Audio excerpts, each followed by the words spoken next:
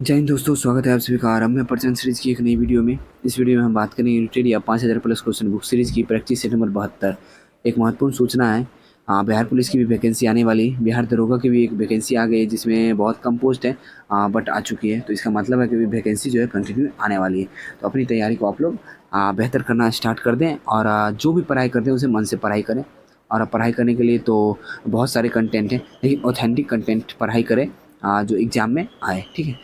उसके लिए भी सबसे ज़्यादा इम्पोर्टेंट ये बुक है 5000 प्लस क्वेश्चन बुक सीरीज़ की। मैंने बुक देखा है, आपको नहीं अगर विश्वास होता है तो आप 2-3 वीडियो देखिए, फिर आपको समझ में आ जाएगा कि हाँ, ये बुक बहुत ही इम्पोर्टेंट है, ठीक है। अगर आपको इसका पीडीएफ चाहिए तो आप मेरे टेलीग्राम चैनल से जुड़ जाइएगा। और अपनी अभी एक सीरीज और स्टार्ट हो चुकी है बिहार दरोगा को लेके। बिहार दरोगा का प्रीवियस ईयर हम लोग अभी उस पर कंप्लीट कर रहे हैं, जिसमें हम लोग 6 सेट अभी तक कंप्लीट कर चुके हैं। और धीरे धीरे हम लगभग 16-17 सेट जो है प्रीवियस ईयर का है, तो हम लोग उसे कवर कर लेंगे। उसके बाद फिर से नया नया सेट लाएंगे और नया नया सेट कवर करते रहेंगे धीरे धीरे करके, ठीक है। अभी स्टार्ट करते हैं प्रैक्टिस नंबर 72 का क्वेश्चन नंबर 1।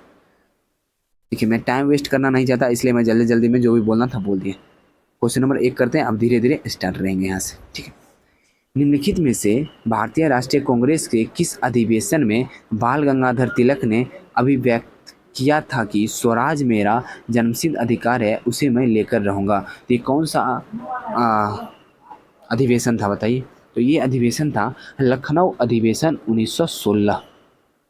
क्वेश्चन नंबर 2 है, सती प्रथा का उन्मूलन किया गया है। तो सती प्रथा का जो उन्मूलन किया गया है, ये किया गया 1828 के नियम 1829 के नियम 17 के द्वारा, ठीक है।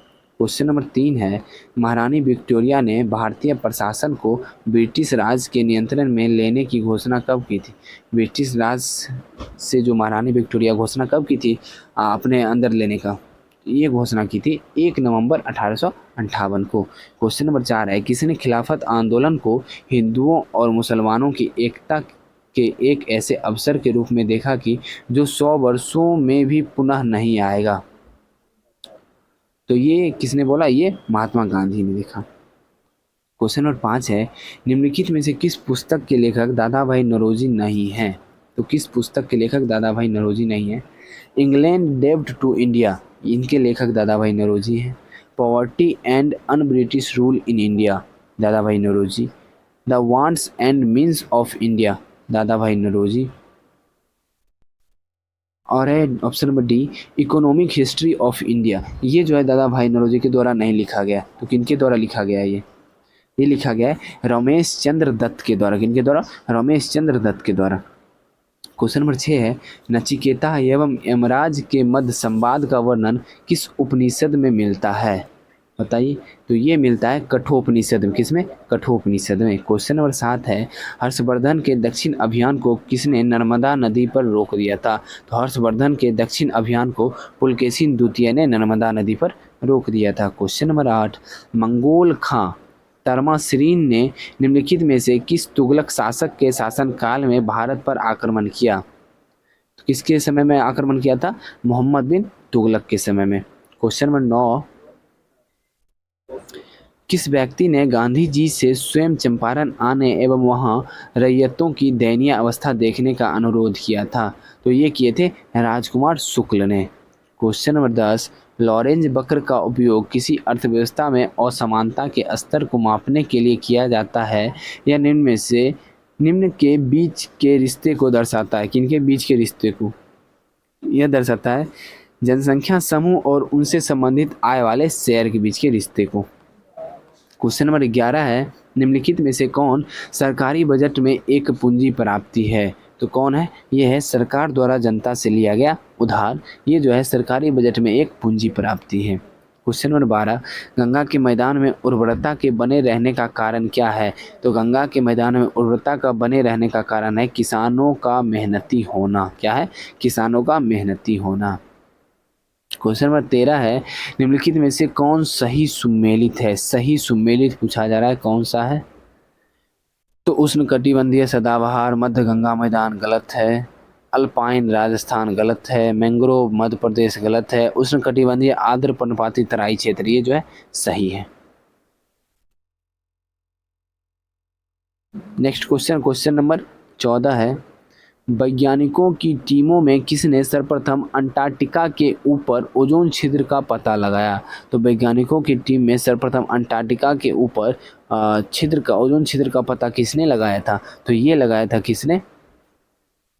रूसी टीम ने। कौन लगाया था? रूसी टीम ने।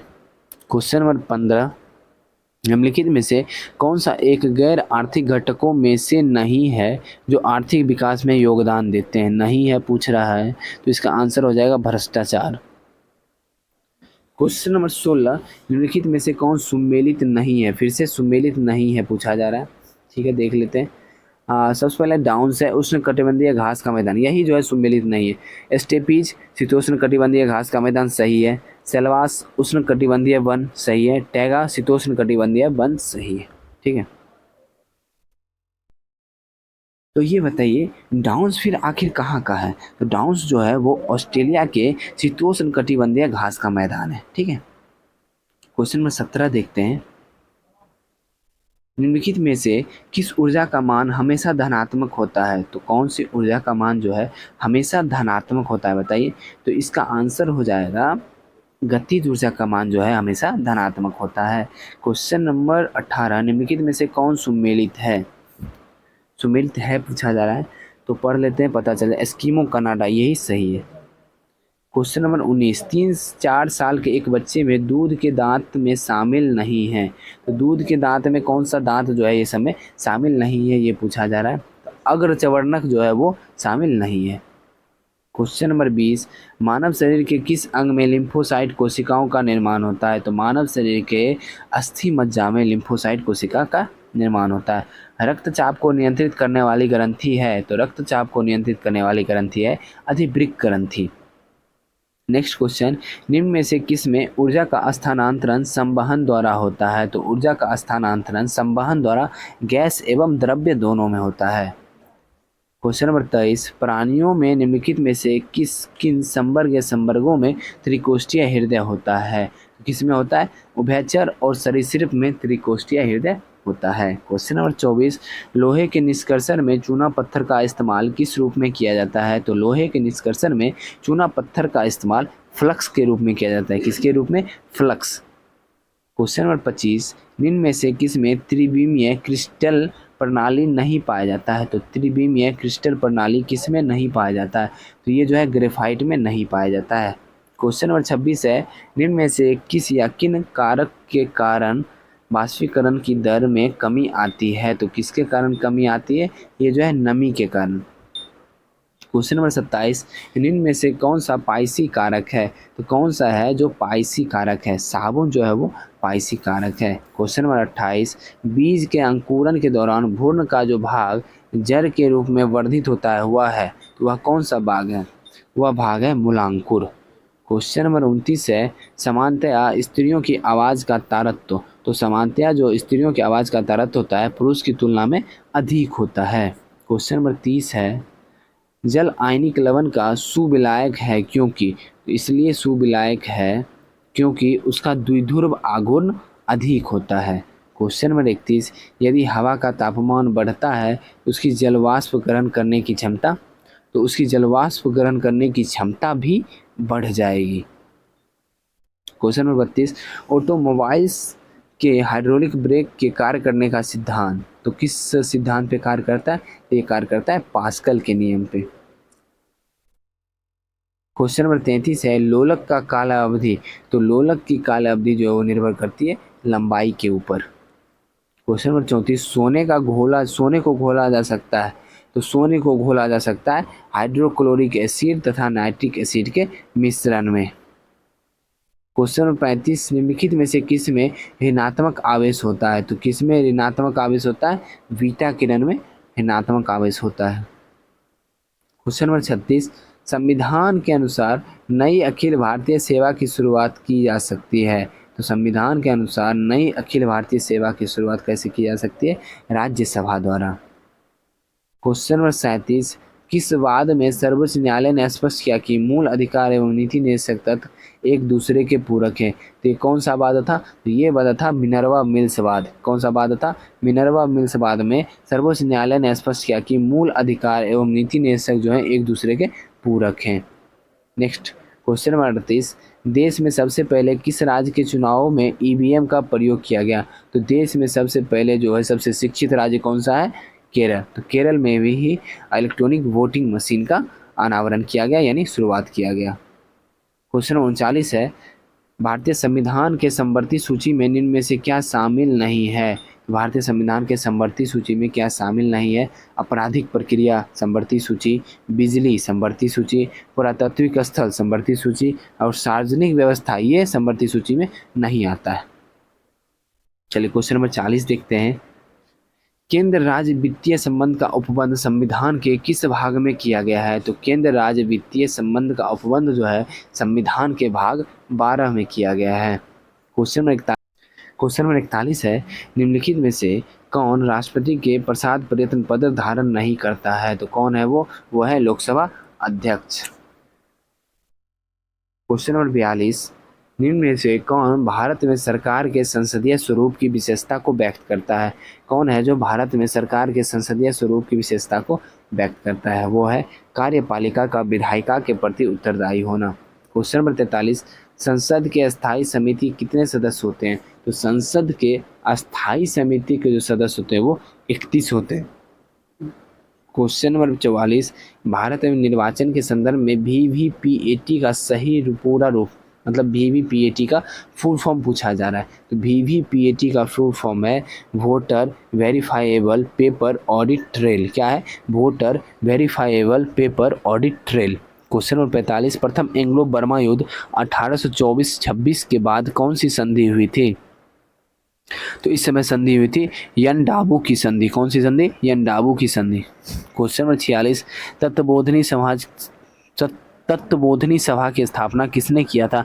तो तत्वबोधिनी सभा की स्थापना किए थे Devendranath Tagore. Question number 47, Yucatan state किन दो देशों को जोड़ता है? बहुत इंपॉर्टेंट क्वेश्चन है और बहुत यूनिक क्वेश्चन है।